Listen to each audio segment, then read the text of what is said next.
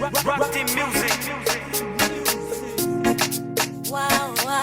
ngi leen di nuyu bu baax a baax yéen ñi nga xamante ni yéen a safoo di seetaan seen Oxy TV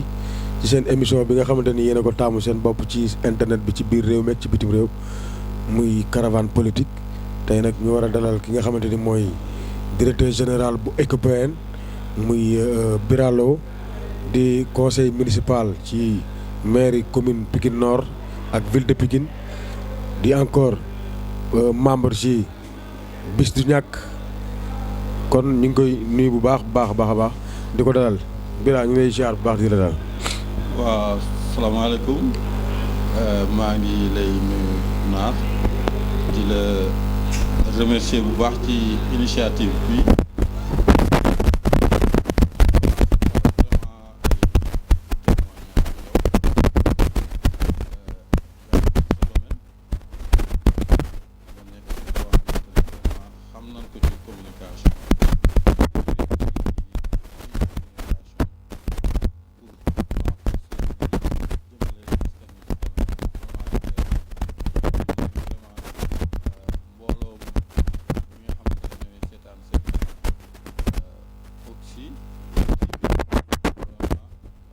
dalal fii ci sama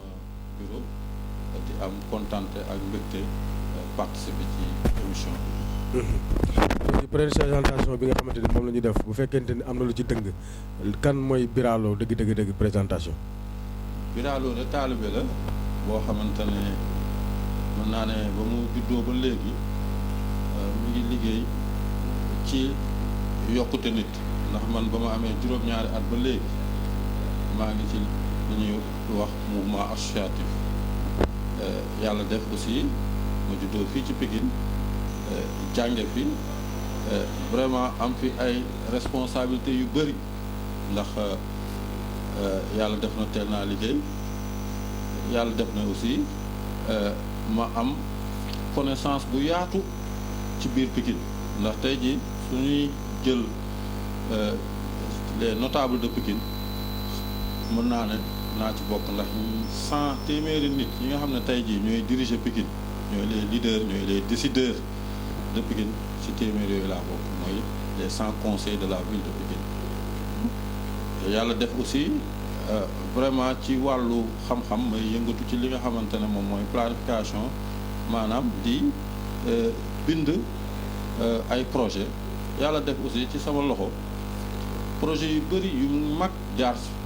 yoo xamante ne yii Union européenne na ko financé yii USAID ñoo ko financé yii yeneen partenaire yoo xamante ne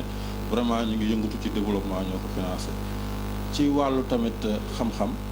xale yu bëri yoo xamante ne tey jii ñu ngi tekki ci biir Pikine di yëngatu ci développement ci Pikine ci Sénégal ak ci bitim réew yu bëri yu jaar ci man loolu ci tënk rek laay wax ne man daal su may résumé sama bopp mooy man lépp lu may yëngatu ci luy jariñ sama bopp di jariñ askan wi te di leen yokk loolu la.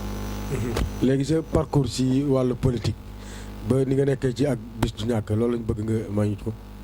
damay sant sama waajur bu jigéen ñu koy wax Awa Ndiaye Leew mu nekkoon responsable politique bu mag fii ci département bi doon jiite jigéen ñi doon lëngaloo ay politiciens yu mag ñoom Alaaji Kawiru Mbooj ainsi de suite yàlla def tey jii su ma demee ba am tuuti bëgg-bëgg ci politique ci moom la jaare ndax bi ci njëkk dama daan ñëw mu may jox ay convocation mu ko daan yóbbu di ko yóbbu léeg-léeg aussi vraiment bi ma nekkee élève di jàng su xëyee daf ma daan jox na ma dama jëndi journal su ma jëndee journal ba pare su ma ñu xoolee ci journal bi su ma paree léeg-léeg day toog ba dimanche mu nekk nga xam ne day nekk toute une semaine boo xamante ne daf may jox ma jënd journal ci dimanche bi mu ne ma journal yi nga lire semaine bi yëpp lan nga ci gis souvent li ma ko daan indil comme tontu mooy wàllu tàggat yaram wàllu culture wàllu jeunesse mais dafa ma daan laaj moom est-ce que li xew ci dëkk bi ci wàllu doxalin ci wàllu politique lan la ci journal bi wax ma ne wax sa dëgg côté boobu xooluma ko mais loolu bi ma ko laajee donc semaine bi ci topp à la fois dama doon comme intéressé wu toujours ci wàllu sport mais cette fois-ci mais intéressé wu ci wàllu politique ci wàllu social ci wàllu économique ci journaux yooyu te dimanche ba xaaruma sax mu laaj ma man maa ne ko semaine bii de lii ak lii la ëpp lan waxtaane ci politique ci réew mi président bi lii ministre bi lii ainsi de suite donc du coup goût bi foofu la commencé yàlla def muy dem Màkka ñuy renouveler instance politique yi ci ginnaaw ndeysaan am na sama benn waajur kilifa bu baax boo xamante ne aussi da daan ñëw kër ga di ko seet si ci wàllu politique moom daf ma séddoo pour vous dire que li may njëkk a milité ci politique man milité wu ma woon sax fa ma dëkk ku ñuy wax Alaaji Góora Jeng mu dëkkoon fii nekk koo xamante ne vraiment ñi xam politique bu yàgg ci gox bi xam nañ ko pratiquement këram moo doon siège Pikine fa leen daan décider liy xew ci Pikine pour vous dire que 96 communes yi nga gis ñu daggate ko këram lañ ko daggatee kooku moo ne ko man kii danga ma koy jox mu milité ci man ci ginnaaw bi sama yaay demee Màkka ñuy def renouvellement yi ma ñëw ñu jox ma comité wu Pa Góora Jeng muy quartier Wakhinane Nord bi ma nekk responsable jeune comité boobu te renouvellement yi aussi ma nekk responsable jeune sous commission sous section wu boobu temps section lañ daan wax ci biir parti socialiste donc ma nekk responsable sous section wu 3e section bu coordination bu Pikine ñu dawaat tuuti vraiment comme yàlla def na ñu am ay waajur yu xarañtu politique ba pare ànd ak tamit responsable bu am fit mooy Alaaji Góora Jeng man damaa am li ñuy wax éclore fa laa jógee rek vraiment acca affaire yi mel ni dafa yomb ci man responsabilité di ñëw responsable section responsable coordination jeune dem union départementale man nekk fa comme premier adjoint man ak Aliou Ly nekkee le responsable départemental des jeunes de Pikine nga xam ne boobu Pikine du woon Pikine bii rek de Pikine ak Guédiawaye la man j'étais son premier adjoint noonu laa demee union régionale noonu laa demee ba dugg vraiment ci comité central bu parti socialiste nekk ñun ñu nekk nag ñoo xamante ne ci wàllu politique suñu politique wuute woon na ak politique business bi ñun politique bi doon def politique kon da nga jàpp ni kon gars yi politique bi def léegi politique business la politique business la quoi parce que ñun dañu gëmoon li ñu doon def dañ ko bëggoon et puis kii la woon ci ñun quoi école la woon ci ñun parce que jeunesse politique yooyu ak jeunesse politique yi c'est différent ñun yàlla def na bi ñuy tàggat code général des collectivités locales bi nga xam ne 96 la ñëw ci Sénégal ñun liggéey nañ ci ñeenti at avant ñu koy adopté ak le ministre Souti Touré de l'époque pour wan nit ñi ne ñun dañ daan jël code boobu dem ci suuf ci quartier ba ca comité ba woote di ci def ay animation pour nit ñi di xam texte bi moo tax léegi su fekkee ne yàlla def na ñu mel ne ñun ñu am ay expertise yu yaatu ci wàllu décentralisation jàngee na ci kaw ci benn école ci parti politique lañ ko jàngee à travers animation yi nga xam ne moom lañ daan organiser dans les comités dans les sous-sections dans les sections et les coordinations loolu mooy li nga xamante ne mooy différence su léegi xale yi pratiquement seen xam-xamu politique ñu ngi koy ñenn ñi dañuy dem defi Sciences Po ñëw ak léegi ni àdduna bi di doxee rek ñu topp ko mais ñun dañu nekkoon ñoo xamante ne dañu jàpp ne politique doctrine la c'est besoin d'appartenance la nga ñëw affilié à un mouvement gëm mouvement bi di ci liggéey pour njariñu mouvement bi plutôt que pour tes propres intérêts maintenant léegi di ëpp ci acteurs politiques yi li ñuy jiital c'est les intérêts personnels au lieu que les intérêts collectifs loolu mooy différence bi dëgg la di wax de manière très résumée loolu te vraiment yàlla def na aussi toog na ak ay kilifa yu mag ci Sénégal ci wàllu politique tey jii daanan dem ba toog ak jataay ñu naan Mbaye Jacques Diop Mamadou Diop ay Omar Jo Mbaye bi muy ñëw fii ñun bokk nañ ci ñi nga xamante ne ñun ñoo nekkoon ci wetam di ko gunge di ko jàppale vraiment taxawaay daal bu mag ci doxalinu gox ak réew ñun bokk nañ ci te yàlla def nañ aussi chaque mois Abdou Diouf daf ñu daan recevoir chaque mois Abdou Diouf daan recevoir les jeunes du Parti socialiste et on discutait et on échangeait sur beaucoup de choses parce que mbooloo muy ànd dañ di war am jumtukaay pour di waxtaan suñ ko amul rek li muy indi mooy léeg-léeg nga dégg wax ci biti ki la war a wax nii jàkkaarloog yow wax la su ko mënul dina ko yóbbantee feneen yooyu nag de plus en plus mi ngi disparaître et que de plus en plus parti yu dootuñu sax am doole dañuy nekk parti ba pare di chercher à se regrouper pour gën a am doole te yàlla def na ne aussi loolu ma doon sentir biir parti socialiste lu ni mel laa gis aussi Gëstu Ñakk mu nekk un parti entre guillemets religieux boo xam ne ci biir ñu ngi gis kat ay nitu daara yu am concept jàng ak jàngale ak njariñ loolu moom mu poussé véritablement ma dem militer Gëstu Ñakk foofu aussi yàlla def aussi ma am ko ay responsabilité ndax man moom mën naa jàpp ne te man je suis un leader ci lu may dugg dama ciy dugg ak engagement ak volonté ak xam-xam wane ne lii kat vraiment mën naa ci am njëriñ te Gëstu Ñakk dans le département de Pikine et même au niveau national vraiment bokk naa ci ñi nga xamante ne lépp loo xamante ne jumtukaay la lu ñuy tabax lu ñuy produire sama loxo ci biir sama xam-xam mu ngi ci biir bu baax a baax yàlla def na même protocole bi nga xamante ne moom moo dox ci diggante Gëstu Ñakk ak la mouvance présidentielle dans le cadre de l'élection du maire de la ville Abdoulaye Timbo protocole boobu à 90% maa ko produit donc pour wan la sama position dans Gëstu Ñakk et que vraiment mu nekk parti de valeur où ay nit ñoo xamante ne nit ñu am fulla am fayda ñu respecté ñoo fi nekk au passage may remercier aussi le coordonnateur départemental Maguette di wax ne même ci élection législative yi ñu génn man maa nekkoon le coordonnateur départemental bu la coalition Manko Taxawu Sénégal à travers Gëstu Ñakk donc di wax ne loolu aussi responsabilité bu mag la ndax parti Manko Taxawu Sénégal liste la boo xamante ne y'avait Rewmi y'avait ay Khalifa Sall y'avait vraiment grand parti y'avait de grands partis yoo xamante ne ñoo nekkoon autour de cette coalition dans le département de Pikine je l'ai coordonné et tout le monde a salué véritablement approche bi ma manager processus boobu malgré que on a perdu mais ñëpp xam nañ élection législative yooyu ni mu demee ak présidentielle yi vraiment loolu mooy li ma doon résumé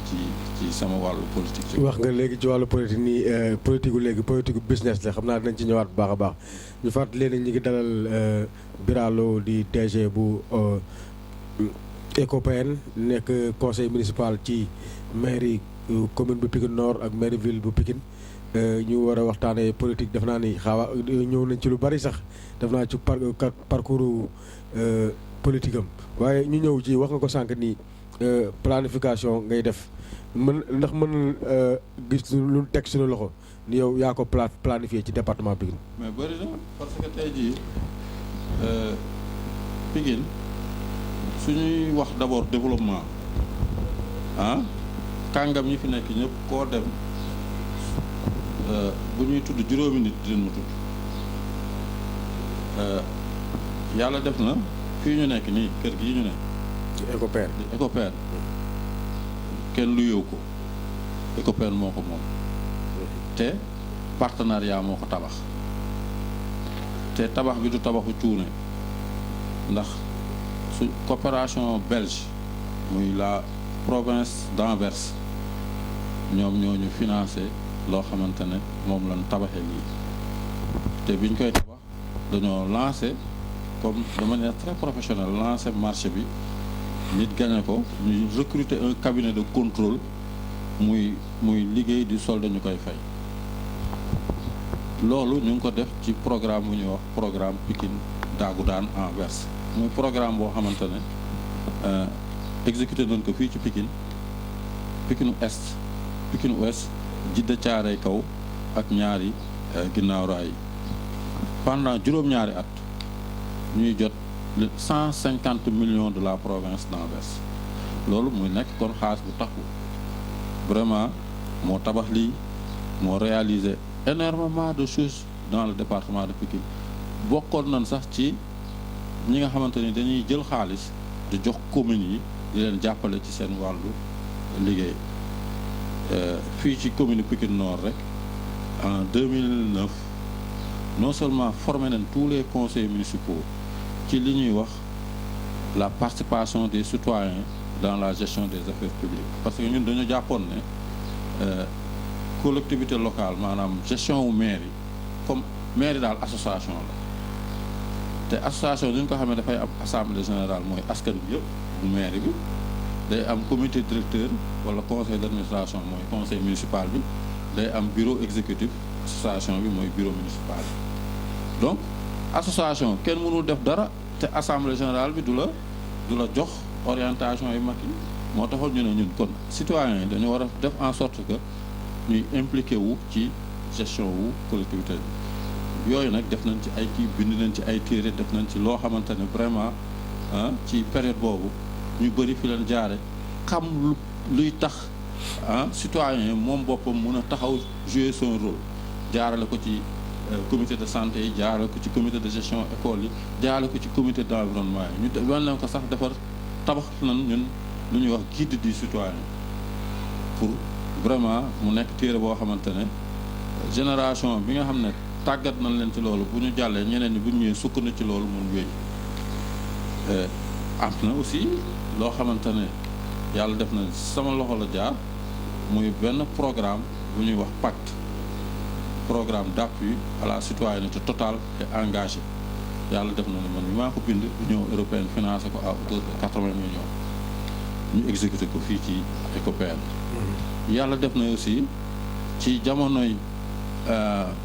immigration clandestine bi mu taree ci xalaat ak lëkkaloo bind naa benn projet de développement durable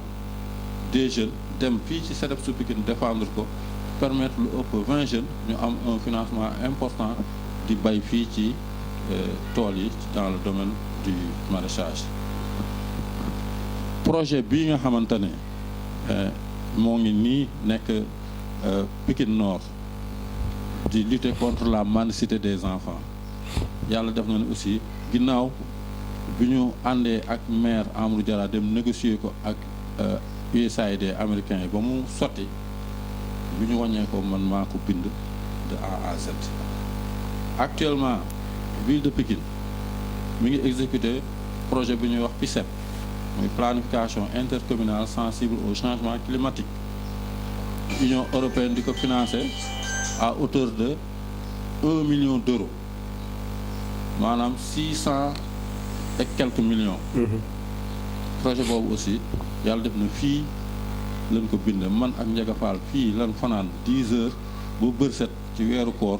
di bind projet bi ba mu jeex pour soumettre ko suñu partenaires yooyu ak yu ndaw yoo xam ne da nga koy appuyer groupement de femmes yi unité de production yi ainsi de suite comme ni ma ko waxee woon sànq daal man ci li may yëngatu mooy lépp loo xamante ne mu ngi yokk doomu aadama te loolu gëm naa ne fi ñu toll nii li ma war a def mooy fexe ba renforcer maintenant relève bi ndax maa ngi ci mais nekkatul man lu may jéem a prouver ndax ñëpp xam nañ sama taxawaay ci côté boobu te yàlla def na aussi nit koo xamante ne kuy yaatal laa ba telle sorte que tey jii fii ma toog nii sama bureau su ma neexoon ngoon ñu bëri ci Pikine ñuy yëngatu ci développement ma woo leen wuy suma loolu am na loo xamante ne moom moo ko waral te taxawaay la mais aussi jox nit cër la fongante la mais aussi ñëpp xam ne man ci fulla ak fayda laay yëngatu ba ku ma woo lu ma lay wax lu lay jariñ la wala luy jariñ askan wi. léegi ñu ñëw nag ci li nga xamante ni mooy actualité. ku wax actualité wax mbas mi nga xamante ne moo daanu ci àdduna bi pratiquement tey ñu ñëw ci ndimbal li nga xamante ni ndax ku wax mbas mi dañuy wax ni restez chez vous. restez chez vous nag àndoon na ak ay ndimbal yoo xam ne ni président Macky Sall moo ko jël def ko ci askan wi mu dugg Pikine Nord yow ngay conseil municipal ndimbal yooyu ndax nan mañ gën a ci mën a wax. d'abord dama lay remercier bu baax ci bi nga ma may opportunité ma wax ci problème bi nga xamante ne lëmbewul Sénégal rek àdduna la lëmbe mu nekk loo xam ne ñun fii ci Sénégal daf ñoo wan suñuy limite sur le plan sanitaire, sur le plan économique et sur le plan social. ñu waroon vraiment jàngat ci lu bëri pour que yu bëri ñu commencé ko teg yu bëri ñu commencé ko normaliser yu bëri ñu commencé vraiment désormais di xool yan taxawaay lañ ci am suñuy limite dafa weesu dafa jégg dayu boo jë santé du ma ci sori parce que ñëpp wax nañ ko tey jii su yàlla defoon situation bi am ci yenn réewu Europe yi am Sénégal musibal dinañ romb dafa naa ne dañuy jeex parce que amuñu dispositif sanitaire yu ngand yu ñuy permettre ñu mën a attan loolu léeg-léeg sax day gàccalu lool ay nit sax dañuy ñëw fii di wut nun leen transférer au niveau international pour ñu dem faju ji te fii ci Sénégal ci université bii faculté médecine li fi génn ci doomu aadama yoo xam ne du ñu ay sénégalais kenn xamul nu mu toll ce qui veut dire que Sénégal borom xam-xam yi ñu ngi fi mais luy suñu problème mooy infrastructure yi amuñu jumtukaay yuy permettre borom xam-xam yooyu seen xam-xam ñu utiliser ko ba su nit waree faju yenn faju yi day fexe sax nu mu génne Sénégal dem bitim réew loolu gàcce la jàpp nañ ne ñay faj ci yeneen réew yi dàq ñoo faj suñuy fajkat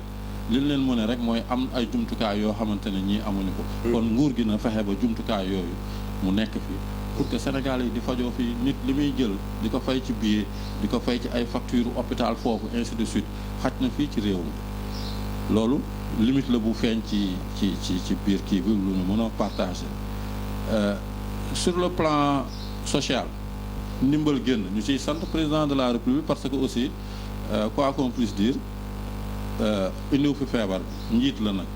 jafe-jafe bu amee ku nekk ci war a jàpp moom ni mu ci jàppee noonu la ci commune yi war a jàppee moo tax man dama ne bu Macky Sall xëyee yëkkati 1000 milliards ndax dafa yor budget mu génne 1000 milliards mais collectivité locale état la ndax tey jii le maire de la ville de Pikine moom nañuy xoole comme njiitu département de Pikine ni Macky Sall nekkee njiitu Sénégal moom noonu la nekkee njiitu Pikine mu yor budget moom it état génne 1000 milliards kon collectivité locale u Pikine yi dama jàpp ne man ni état génnee 1000 milliards ñoom mën nañ génne au moins 1 milliard wala au moins 1 milliard 500 te du doon dara ndax fukki commune ak juróom-benn ku nekk bu génnee 50 millions ville de Pikine génne 200 millions rek 1 milliard million ñaata structure yoo xamante ne ñi ngi fii ci biir Pikine ñi ngi fi yoo xamante ne 500 millions mobiliser leen ko du dara ci ñoom kon man jàpp naa ne d'abord sur le plan économique bi état génnee 1 milliard war ko jox askan wi war ko jox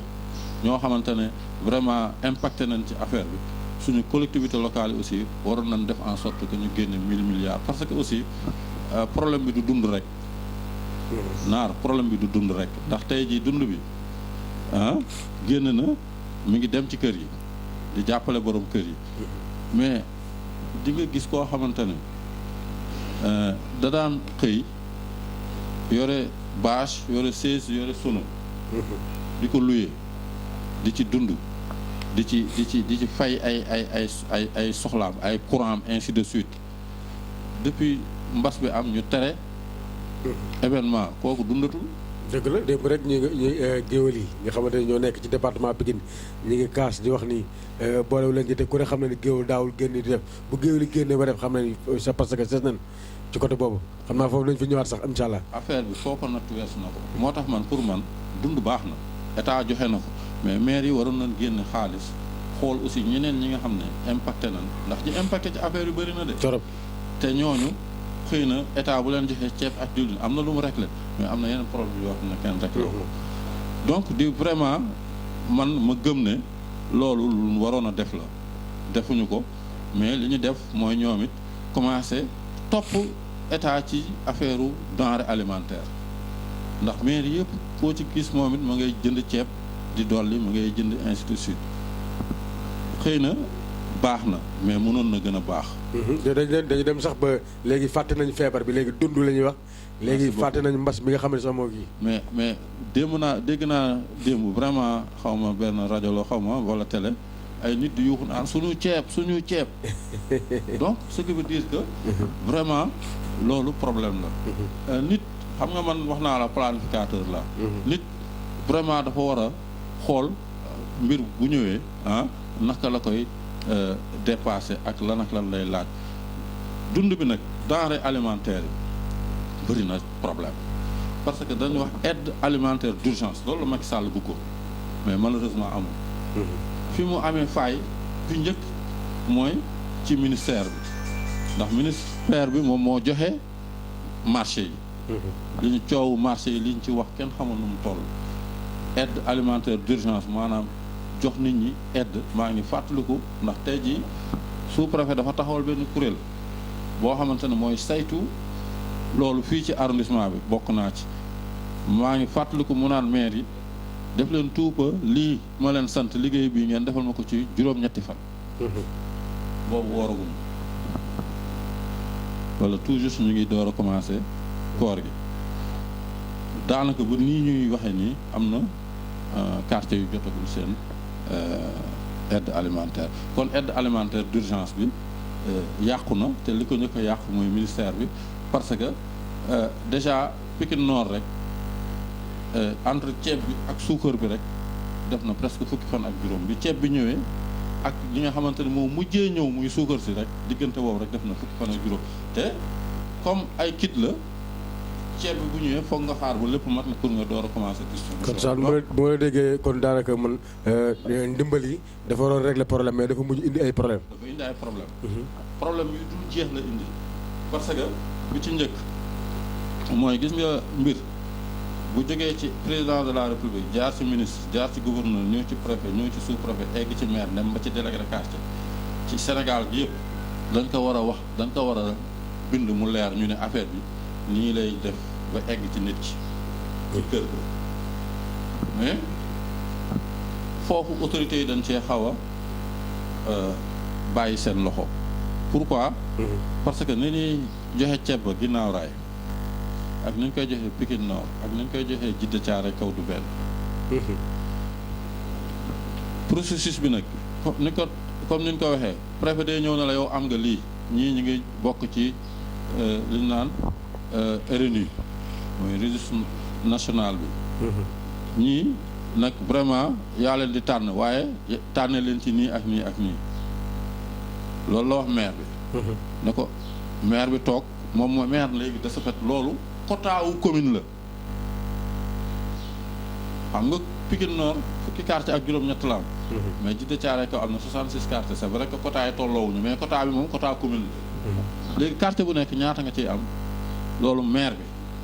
ak comité ñooy toog xool naka la ñuy def ba ñu ne quartier bi am na lii quartier bi am na lii quartier bi am na lii kon ñun Pikine Nord ni ñuy def ba jox suñuy quartier quota ak Guinaw Rail ni muy def ba jox quartier bi quota du benn loolu dafa waroon leer ñu tolloowu maasewul léegi mais loolu est-ce que yéen ñi nga xamante ne yéen nekk conseil municipal est-ce que loolu tamit liggéey ngeen ci ba avant ngeen nekk ci li nga xamante ni mooy séddale bi waaw ñun Pikine Nord liggéey nañ ci mais moom laa lay wax ñun ci liggéeyee dañoo d'accord rek ñun Pikine Nord ne nan fexe ba quartier bu nekk am ñu quartier bi ñun leen joxee nii mais léegi loolu laa lay wax ma ne la Djiddah Thiaroye Kaw ñun nañu def ba ne ñun suñu quartier temps lay am ak waa Guinaw Rail ñoom nañu def ba ne seen quartier temps lay am ak ñun niñ ko defee mën naa waroo te loolu mënoon na nekk benn mënoon na jóge nekk directive comme ni ñu def ba jox quota Pikine Nord nangam ñu ne Pikine Nord yow tamit say quartier temps la quartier bu nekk temps ainsi de suite wala quartier bu nekk na jaar ci base bi pour am lii. est-ce que base de données bi nga xam ne mooy bourse familiale yi loolu tamit indiwul problème parce que ñi nga xamante ne ñoo bindoon ci bourse familiale yi tey niñ ci constaté li ci ëpp tey ji ñi yàllawul ndimbali ñoo nekk ci bourse familiale yi man d'accorduma ci aide alimentaire d'urgence bi ñu jox ci ñi amoon bourse moo fa néew doole ak ku fa ñàkk doole loolu waroon nga ko xam avant échec bi waruñu laa bett dana war a suñ ñëwee ne la ah ñun de am nañ sa quartier 10 kit ñu ne leen joxal ma leen ko diw ak diw ak diw parce que yow yaay délégué de quartier bi am naa ay information yu disposé yoo xam ne kenn disposé wu ko moo tax man pour man damay profité aussi ci sa plateau bi pour demander aux délégués de quartier que désormais ñu am ay base de données seen quartier ñu maîtriser ko ñu xam ménages yi am yu vulnérable yi ménages yi soxla ndimbal ainsi de suite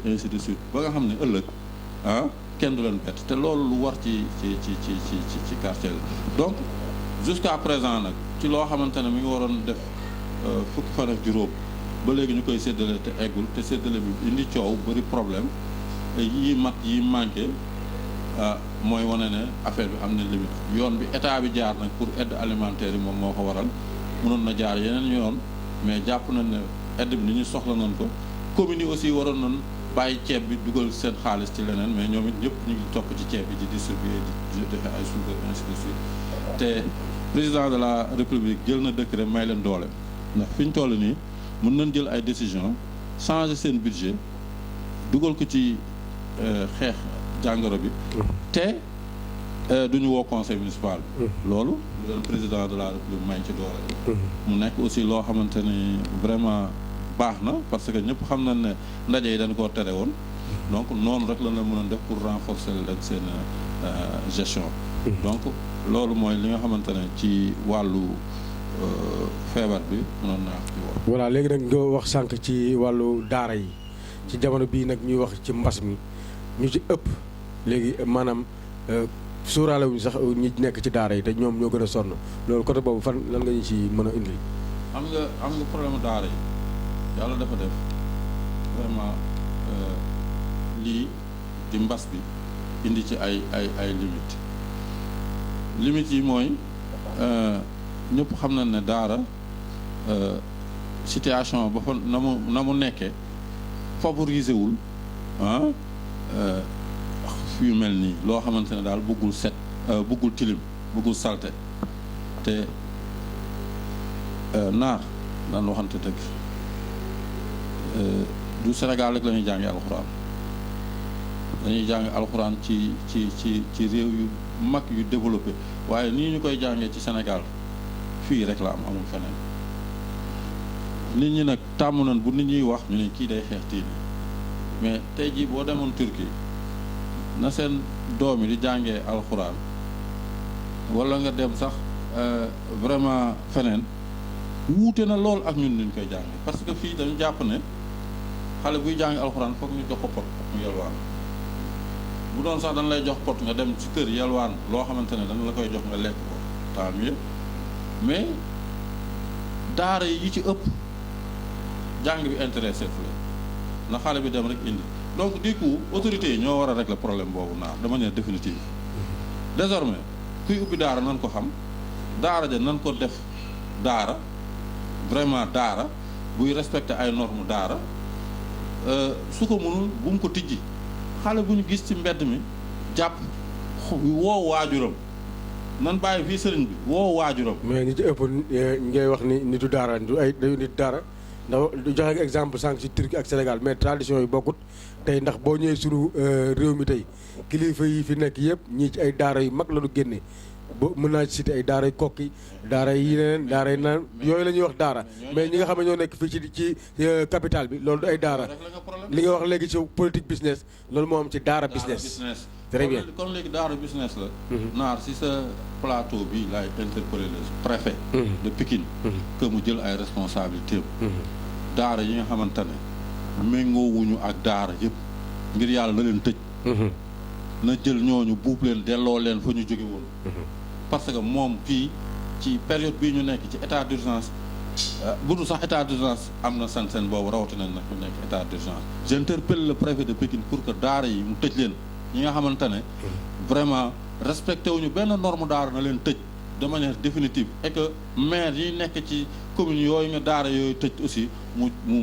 jox leen ay notification comme quoi que ñu veiller à ce que daara yooyu ñu bañ leen a tijjeeti parce que quand même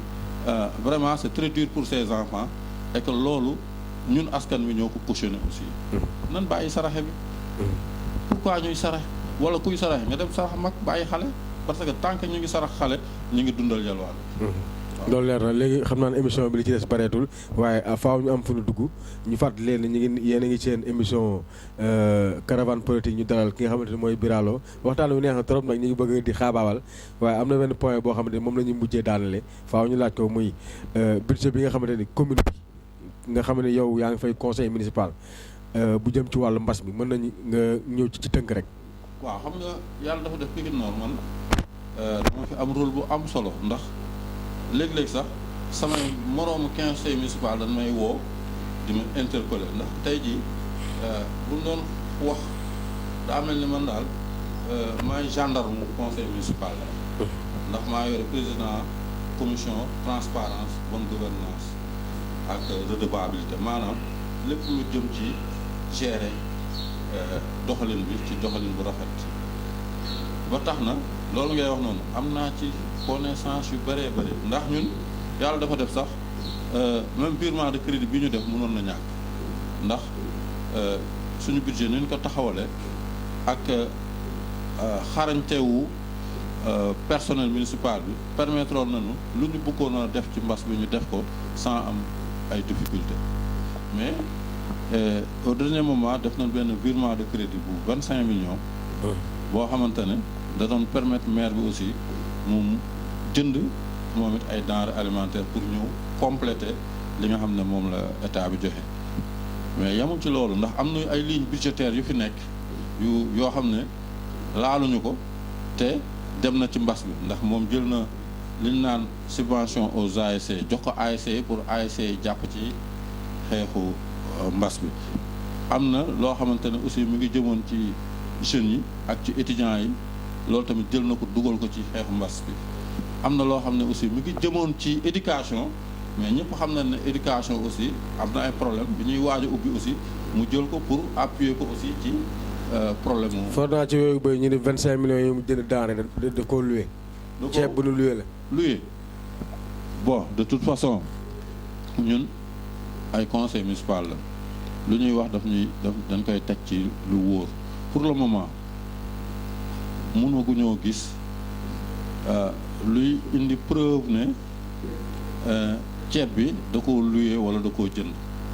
mais man personnellement gis naa camion mu jóg wàcc ceeb bi te ñëpp xam nañ ne doxalinu maire yi passation de marché la procédure bi dafa gudd. mais tôt ou tard am na lu ñuy wax compte de gestion ak compte administratif moom maire dinañu ko présenter pour ñu voter ko ñun foofu mën nañ wax ne ceeb jënd nañ ko nangam la jar ndax dana fa feeñ su fa feeñul nag bu boobaa mën